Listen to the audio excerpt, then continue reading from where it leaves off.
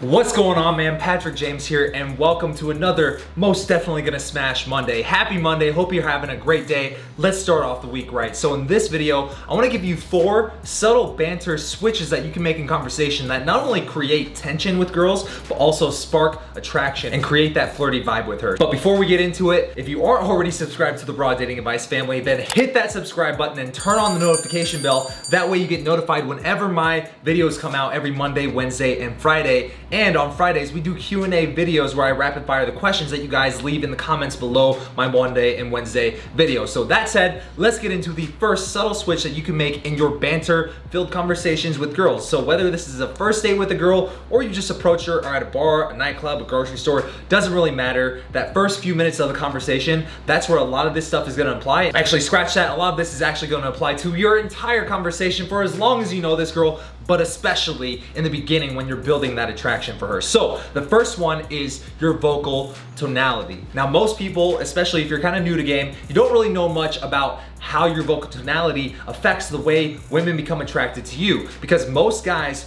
who really have low self-confidence with women, or especially with this area, or if they're not used to approaching women that they've never spoken to before, or going on dates with girls who they've never really met before and don't really know much about her, then a lot of times what you'll find is they're often having a seeking rapport tonality. So there's 3 basic tonalities, and I'll give you a little mind hack to help you remember this in the moment, so that way you don't have to micromanage everything. But basically, the seeking rapport tonality is when it goes up in inflection towards the end of your sentences. So, for example, if I put on the screen a sentence and I say, I am a badass, right? 3 words, right? If I put a question mark at the end of that sentence, what would it sound like if you read it out with a question mark?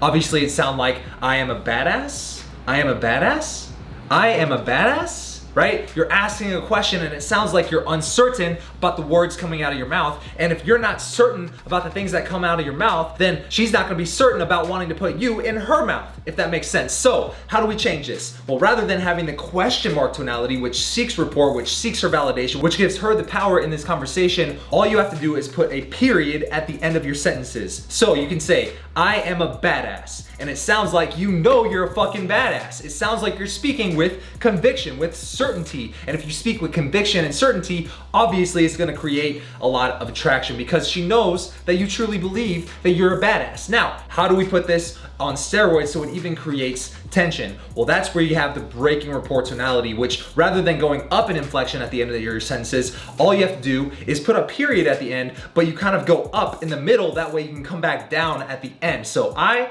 am a badass. I am a badass, right? It kind of goes down in inflection. So how does this apply directly to your conversation? So what's a common question that a guy would ask in a conversation with a woman? So you can say something like, so where are you from? I wanna know, tell me where you're from, right? Seeking rapport tonality. And if you're not paying attention to this and you obviously want her approval and you're not used to bantering with high quality women, then it's very natural for you to go, hey, so tell me where you're from. Oh my God, I'm so happy about that. That's awesome. And it's seeking rapport, it's approval seeking, and you don't want that. So you can be like, so tell me where you're from.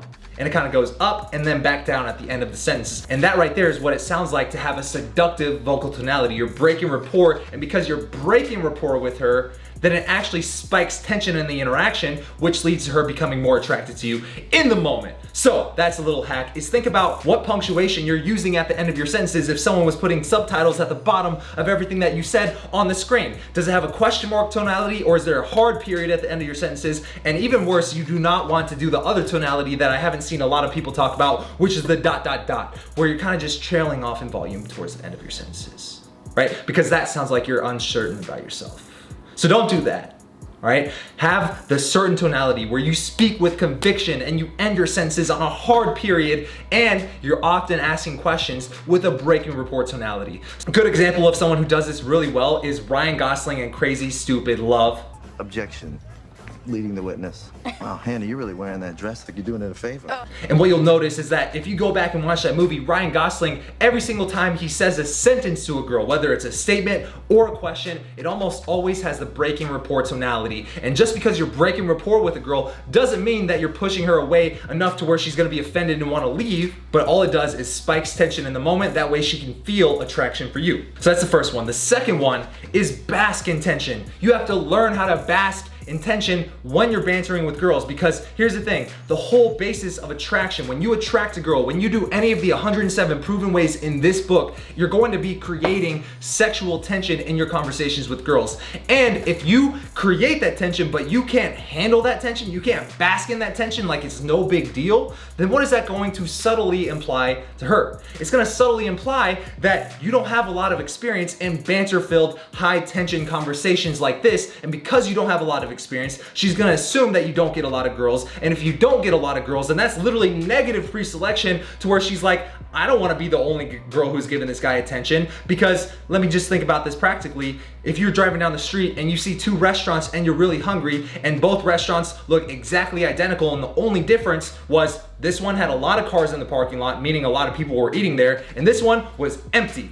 Which one are you gonna be more likely to go to, right? Obviously the one that is more popular. So that's exactly what's happening here. If you can't handle the tension, then you're essentially like that restaurant that nobody wants to go to. So the way I recommend doing this is putting yourself in more banter-filled, high-tension situations more often, because tension is just one of those things that the more you experience it, the higher your tolerance to it gets. Just like drinking alcohol or anything in life, or doing bicep curls. The first time it's gonna be hard, your muscle's gonna be sore, you're not gonna really like all that tension, but the more you do it, that muscle grows, the better you get at handling that tension. If that makes sense, then leave a like at the bottom of this video. So let's get into number 3, which is recognizing your frame. All right, there's always one of two frames that you can have. You can either be the buyer in an interaction, or you can be the seller. All right, the seller is like the used car salesman who really is needy for you to buy his cars. He's like, hey, you wanna buy a car? I want you to buy this car. This car is awesome. Here, I don't know anything about you, but buy this car because I want your money, right? That's the seller.